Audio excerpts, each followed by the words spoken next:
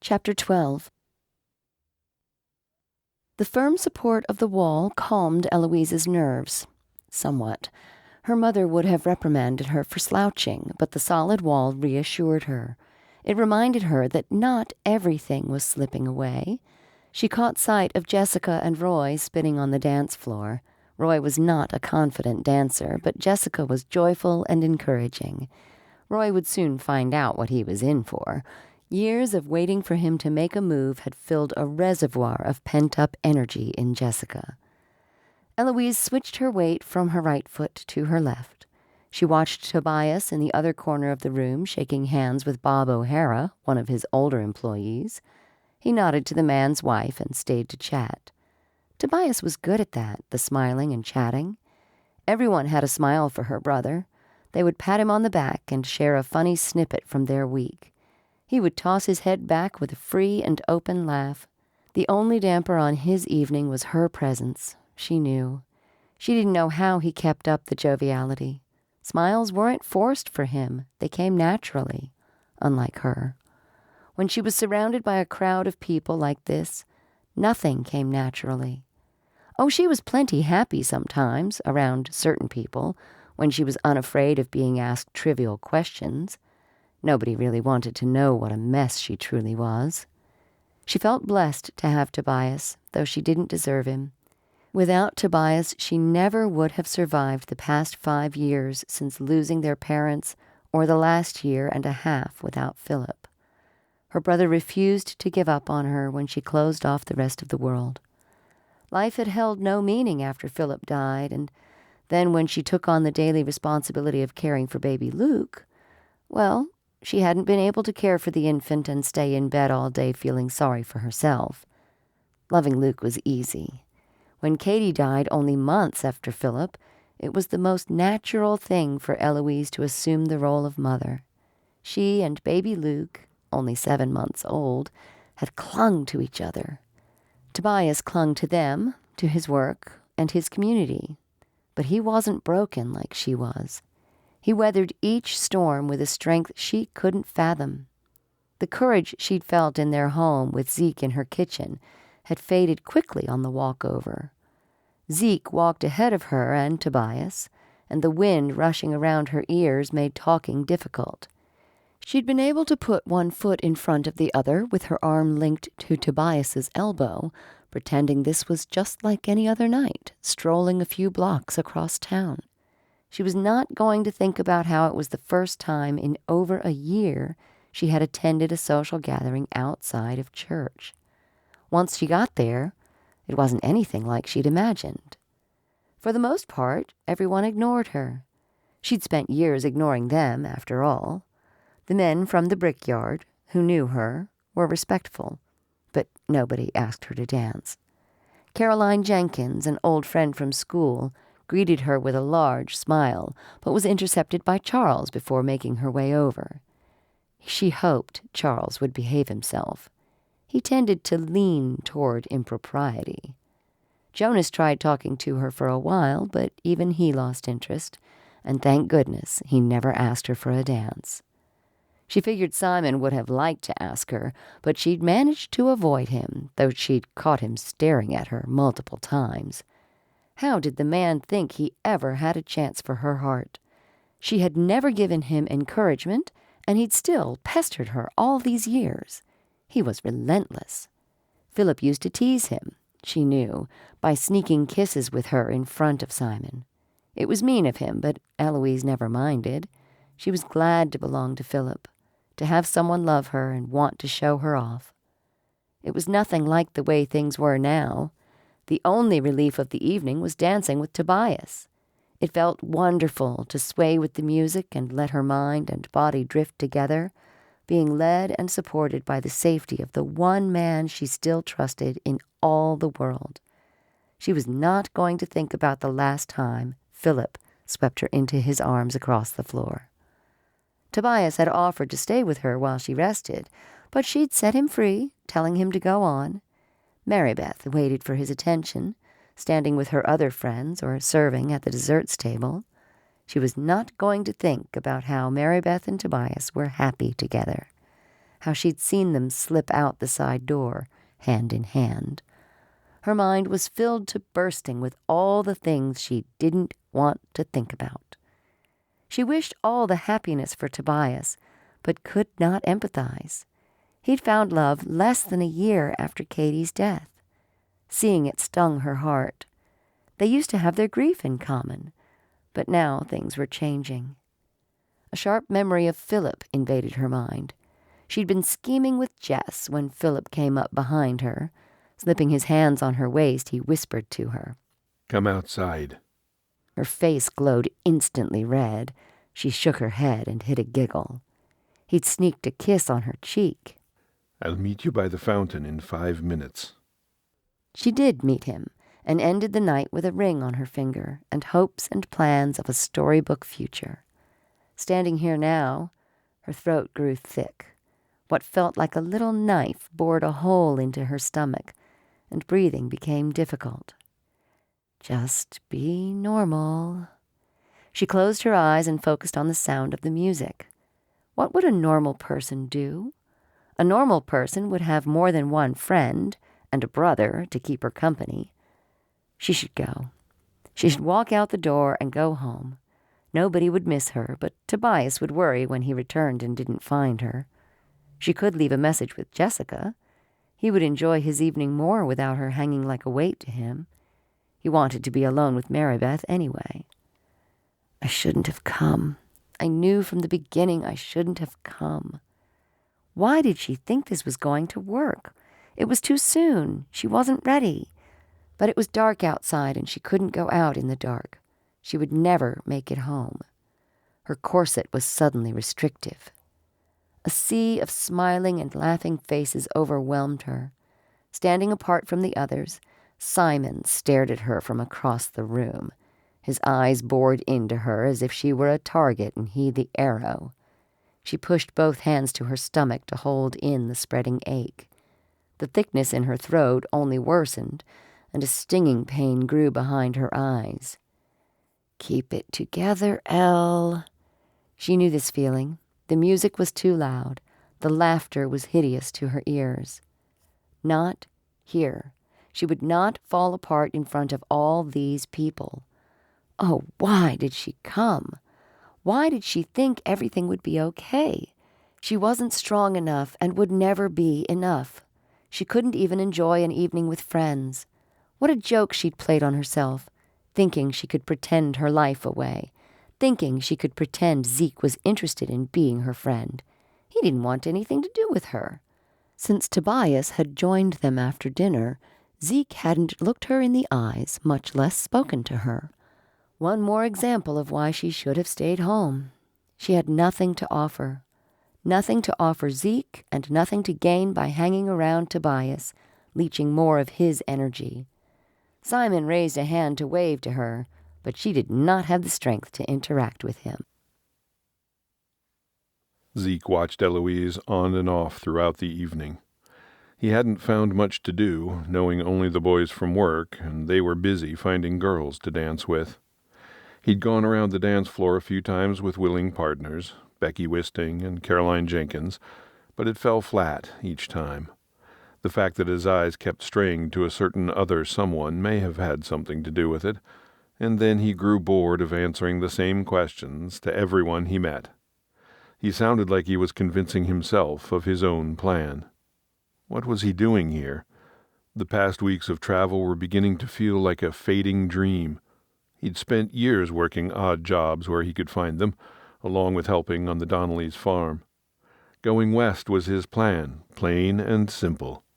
He stopped only for a bite to eat and restock supplies. Why did they try to make it complicated? It wasn't a foolproof plan, but he wasn't in a hurry. What he'd originally believed would be a grand cross-country adventure, in reality, felt hollow each time he moved on. And he hadn't even made it through Nebraska. He would never make it to California at this rate. The Donnellys had sent him off with showers of blessings and words of warning. Though he lived and worked with them for 8 years, and though they were as close to family as he would ever have, he'd never seen himself as a farmer. He'd never desired the life of Paul Donnelly. Grateful as he was for the family and the love, he was not going to stay on the farm. The move from West Virginia to a farm in Iowa had set a fire under him to see more of the country. Posters encouraging him to launch his Western dreams had only kindled his desire until he'd finally set off. So what held him back? What, except for a pair of blue eyes and blushing cheeks, and a wedding ring that announced how wrong he was to even think of her? He was only at the beginning of his journey. True, there was no deadline. As long as he kept his health and was able to work, he could take as long as he wanted to find the Pacific. But being here, in this town, with these people, it made him yearn for something extra, something like a family. Someone like Eloise. No, it's Mrs. Davidson to you. Someone like her, who wanted to be with him and laugh about life together. Someone who wasn't already married. Someone who made adventures worth adventuring. A companion to share in his dreams, and a friend to sit and be silent and content with, knowing he wouldn't have to say goodbye. To have someone to wake up with and not be alone. Was that too much to ask for? Chipmunk was standing alone and had been for some time, and even though Zeke had succeeded in keeping his distance throughout the night, he knew something was wrong. Something was off, and nobody else seemed to notice. He found himself quickly moving toward her. Before he reached her, she suddenly grabbed her skirts as if to run away. "Eloise!" He touched her arm.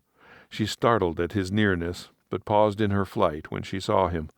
A flash of panic in her eyes receded, and she surprised him by leaning into him. With staccato breaths, she pressed her forehead against his chest and took a moment to slow her breathing. Her hands gripped the sides of his shirt. He stiffened and patted her shoulder gingerly. "You okay? Can I get someone for you?" When he didn't get a reply, he tried again. "Want to tell me what's wrong?" She popped up and looked over his shoulder. Scowling at the people behind him, she said, "Ask me to dance with you." "What?" "Quickly, he's still watching." She clicked her tongue, and turning her face to him, she gritted her teeth in a smile that looked more like a grimace. "Dance? Oh, yes, I would love to. This way." She took his hand and pulled him toward the others on the floor. He would never understand women. "Chip, I don't think this is a good idea. Why am I asking you to dance?" She shushed him and fervently looked over his shoulder again. Obediently, he placed his hand on her side and held her right hand in his. Fingers dug into his shoulder as he attempted to lead her. Her scowl hadn't improved, and her arms were stiff while the waltz took them into the crowd. She pushed them to the opposite side of the room, trampling his feet repeatedly. Focusing elsewhere, her eyes roamed, and her face was drained of all color, not the tint of pink he was used to seeing. The fourth time she stumbled over his feet without an apology, he was done. He dropped his arms and took her hand in his, pulling her outside the nearest door. Her hand fit snugly, and he couldn't have shaken her free with the clasp she had on him. When they were just outside the door, he turned her to face him. The lights of the hall spilled out to where they stood. Placing his hands on her arms, he tried to make eye contact. "Careful, Zeke." The feel of her skin quickened his heart. It was soft and warm to his touch. "Eloise." He spoke sternly. "Mrs. Davidson. What is it? Who are you looking for?" She continued drifting her gaze to the edges of the hall, ignoring Zeke. Zeke ran his hands up to her shoulders. He told himself it was necessary to get her attention, and he cradled her head in his hands. Only because she was ignoring him, not because he yearned for more. With his thumb pressed gently under her jaw, he felt her rapid heartbeat. What would it take for her to see him? A kiss would do the trick. If he bent his head to hers, would she fight him? Oblivious of the intimate position they were in, she never once looked at him. Leaning in, he spoke softly in her ear, with her face almost touching his. "Look at me." Her face whipped toward him, and he was forced to jerk away lest his lips touch hers. Playing it off with a smirk, he said the first thing that came to mind. "There you are. I've been meaning to talk to you about something, and I wondered when I'd have the pleasure of your company. Now listen, young lady, if you wanted to dance, why didn't you ask?" He softened his voice when her eyes widened. but I get the feeling you didn't really want to dance, Chipmunk. As a friend, I'm concerned. You're anxious, and it shows." Eloise locked eyes with him. Her shoulders drooped, and her breathing slowed. She visibly relaxed. Slowly, the panic left her face. "Friend?" He kept talking, anything to keep her focused. "Friends can dance, can't they? If we're going to dance, you've got to let me lead. I'm nothing special, but I can hold my own." He should not encourage this. Dancing was a bad idea, a really bad idea. He couldn't keep his heart in line when he wasn't touching her, but now that he had his hands on her bare skin, his fingers laced behind her head, his thumbs caressing her jaw, well, it wasn't helping matters. Jumping on his horse and continuing his journey west right now, this very minute, was a better plan. And yet he kept talking, and he didn't move his hands from where they rested against her neck. She didn't move away. "My boots can't take any more abuse." She cupped her hands over his, closed her eyes, and let out a breath before she gently moved his hands away from her. When she opened her eyes again, she wasn't the same girl from a few minutes ago. This Eloise smiled. She let out a breathless laugh and ducked her head, almost an apology to his boots. "I'm silly. Forgive me?" She curtsied to him and offered herself, holding her hands out to him. Zeke cleared his throat and raised his eyebrows. 1 minute she's dancing with her husband, smiling, beautiful, graceful, one of the best on the floor. The next she was standing alone, antsy, fretful, with panic in her eyes. First she yanked him around, nervous and stiff, and now she laughed. What was next? A waltz, apparently. "Ready?" he asked. Gently he put pressure on her waist, and joining the other couples, he began the waltz again. Her eyes remained on his, and she moved with him, following his lead. It was as if part of her had melted into him. The slightest pressure on her waist or hand guided her about the floor. He was lost in her eyes, swimming in a sea of blue. Her full lashes blinked, and a faint pink grew on her cheeks. It was a good sign that her color had returned. Finally he noticed that she was grinning at him. "What's so funny?" "You said you'd been meaning to talk to me about something earlier, remember?" He grunted. "I don't remember." He couldn't tell her he was sunk. She pulled him in and held him in a way that made him feel like he was home, safe and secure. He couldn't. He needed to be done with her. She was dangerous. He wasn't safely home. She was a siren bent on drowning him. She was dangerous for his heart, his job, for his moral standing. God help me. I've got to get away from this one. Dragging his gaze away from hers, he breathed deeply, trying to clear his head. Even breathing deeply around her was a mistake. All he could smell was her floral perfume. "Where's Tobias?" Eloise laughed, a musical sound that did not help his situation. "Worried?" she asked. "You needn't be. He's as protective as they come, but his mind is elsewhere. I'm sure he's worn out with babysitting me all night long." How did she smile with those words? It didn't make sense. And it wasn't just his imagination. She had clearly eased her body to his. Zeke had been very careful not to pull her closer, with his hand barely touching her back, but she now pressed lightly against him. When she and Tobias danced, they'd stayed a respectful, chaste arm's distance apart, not the intimate position she was assuming with him now. He wanted to ask her what her previous statement meant, to clarify her meaning, but he couldn't think. He was out of breath from all the concentrating. With her soft face gazing at him and her body against his, what he really wanted to do was gather her into his arms and taste her lips. He licked his own. Thankfully, they were surrounded by witnesses. He was preparing to flee as fast as Joseph from Potiphar's wife. Passages from Proverbs flashed in his mind. This was it. This was the harlot God warned about in the Proverbs, the ones who tempted men and called out to them during the night. He'd never thought they would be as desirable as this one. He'd pictured them wearing red with rouge on their cheeks, low-cut tops that invited a man to investigate.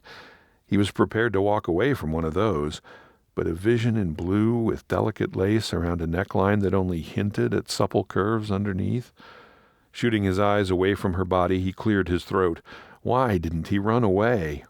Don't be obvious, she said. but as we go around, do you notice the man brooding in the corner? It gave him something to do with his eyes. That was good. Something else to focus on. He quickly found who she was referring to. Simon Oakfield? Yes, he lives down the hall from me. Brooding in the corner is one of his favorite pastimes, I've noticed. Before I left tonight, he was more out of sorts than usual. Did he know where you were going? I imagine so. The boys teased until I'd announced it. Why? What's his story? She huffed. Serves him right. He has a hard time with no. I'm desperate to be away from him. Maybe there's more to his story, but I'm not privy to it. What I know is every time we converse, I feel like bashing in his head. Surprised by her vehemence, Zeke chuckled. Dear me, what does he say? Everything. Nothing. Oh, honestly, he's infuriating. Conversation. He could do this. No more thoughts about kissing and harlots and desire. Just conversation and dancing. No need to fret. Keep talking. Keep his eyes away from her face, away from her eyes, and especially her lips. Can't be having that. If there's one thing I've learned, it's to avoid angry females. I tell you, Simon is insufferable. Are you making fun of me? Maybe. Does it make you angry? Then no. He thought she smiled. It sounded like she was, but he refused to look at her. Her face was so close to his now. For the love of temptation, would this song never end? He needed to get away from her, to run away before he did something terrible, like take another deep breath and catch a whiff of her perfume, or accidentally brush his lips to her temple. Ease my curiosity. What makes a girl like you angry? He spoke softly near her ear. Honestly? They danced in silence a few turns, and Zeke couldn't handle the waiting. He tried another angle. Tell me more about Simon. That was something that kept her talking. He's an incredible bore, among other things. She answered quickly, with a good amount of sass. Yikes. Better keep it lively. Do not be a bore. Check. Zeke scanned the dance hall for her husband again. Do you know where Tobias is? I'm beginning to worry. He looked at her now as the music ended. Thank the Lord. Taking his hand from her waist, he stood what he considered to be an appropriate distance from a lady who was not his wife. The light went out from the blue sea when she answered. I'm sure he's with Mary Beth. It's hardly a secret. I don't understand. Why isn't he with you? And who's Mary Beth? Guiding her off the dance floor, he ducked his head closer to her ear to be heard above the noise of the crowd. I'm not very exciting, she said.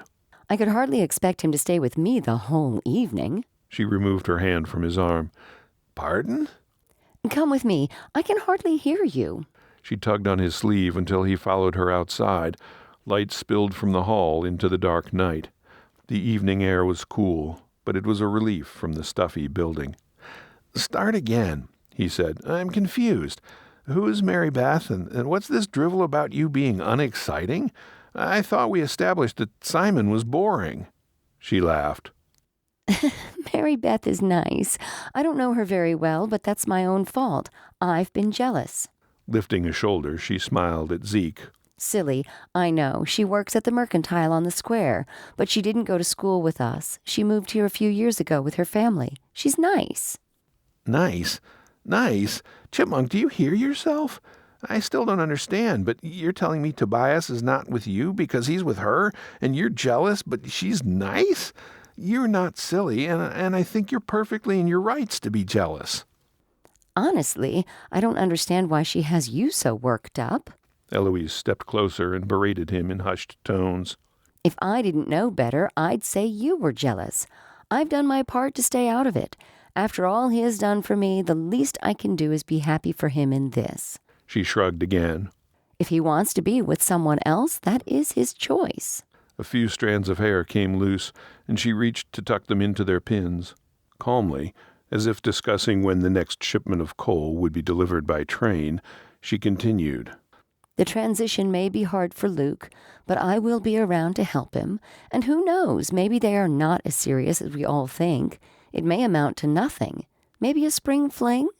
Zeke's stomach dropped like a rock. How long has this been going on? Are you okay? I know how hard this must be for you. In one swift move, Eloise stepped to him. Placing her hands on his shoulders, she stood on her toes and kissed him on the cheek. Jerking his head to the side, he grabbed her hands and pushed them away. "Don't!" Her face was as bright red as he'd ever seen it. She bit her bottom lip, but did not look away. Breaking out in a sweat, he tried to speak carefully, even though he wanted to run. Everything was falling apart. "Mrs. Davidson, I'm sorry. I'm really sorry this is happening to you. It's time you did something. But you can't." His raspy voice betrayed him. "Lord knows how I can't. I'm not the answer. I hate to see you this way. I can't imagine how you'll carry on if he continues. But for you to stand back and take care of his child and while I don't know. Do you need help?" Her eyes flashed at him, and she brushed off his hands. "Excuse me? You've been in town for what, 4 days? You think you will show up and fix everything? Am I so weak in your eyes? Why don't you mind your own business? Why doesn't everyone mind their own business?" Her hands flew up, palms facing him. "Forget it. I'm going home. I should not have come, and I don't know why I bothered. For a moment, I thought that maybe things could be different. Obviously, I misjudged you and myself." Her speech fell on him like an avalanche. He was trapped, buried, and immobile. Turning away, she spoke softly. "I've been a fool." Before he could even think of a reply, she left, fleeing from him like a startled bird or a chipmunk on the prairie. Go after her or stay? The latter held no appeal, and rational thought did not dissuade him. His longer legs and lack of skirts caught up to her in seconds. "Let me walk you home. I can do that for you at least." Reaching her side, he put a hand on her elbow. She suddenly spun to face him, and if he thought there was a fire in her eyes before, it was nothing compared to what she displayed for him now. Jerking her arm away like he had burned her, she spit out her words like acid. "Go away, Zeke. You've done enough for one night. Some things can't be fixed by riding off into the setting sun. We aren't all as free as that, and I don't need your pity." And she was off again, striding down the boardwalk. If his adopted sister Rachel had taught him nothing, when a girl marched off in tears, she wanted to be followed. He heard his mother's voice quoting more proverbs. "A soft answer turneth away wrath, but grievous words stir up anger." He had stirred up something, but it didn't add up. What she displayed was the fire he currently felt for Tobias, and yet she attacked him for wanting to help her. She kissed him. He should be the one running from her.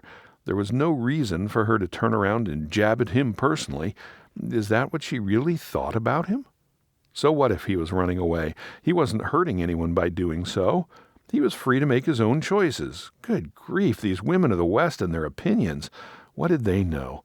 And why did they insist on beating him up about it incessantly? His desire to chase after her dwindled. More scripture popped in his mind, this time from the Gospels. "But whosoever shall smite thee on the right cheek, turn to him the other also." He answered under his breath, "I hear you, but she kissed me first, and now I'm confused. Turning the other cheek isn't the same as running and asking for it." He kicked at a pebble on the street and watched it bounce ahead. If only he had run away when he had the chance, before things got personal, before the kissing and the insulting. Barely making out the sound of her feet on the boardwalk, he let her go. It's what she wanted anyway. He could make amends later for any pain he had unknowingly caused. Or he'd leave town and she'd heal. Who could understand women anyhow? Not him. They were all irrational. It wasn't his fault. Going back inside the dance hall held no interest for him. Letting a married woman tangle up his thoughts was a recipe for trouble. Surely there were some single girls who could have helped take his mind off those blue eyes. Another time. Besides, his shoulder ached from swinging a mattock all week. If he returned to Palmer's early, he could sneak in a hot bath before the other boys arrived. When he turned to go the other way, Tobias was just coming out and greeted him with a grin that took up his whole face. The man was sure pleased with himself. "I'm looking for Elle. You seen her? I left her right over—" "She left." Zeke balled his hands into fists. Knocking the grin from Tobias's face with his own hands would make him happy right now, but he wouldn't make a scene in front of the ladies. Left? With whom? Tobias' grin slipped all on its own. Drat. Didn't even get a punch in. Zeke gritted his teeth. No. Zeke, I don't have time for games. Tobias grabbed his shoulders. I need to know where she is. I told you. She left. Zeke backed away, shrugging off Tobias's grasp. But it's dark.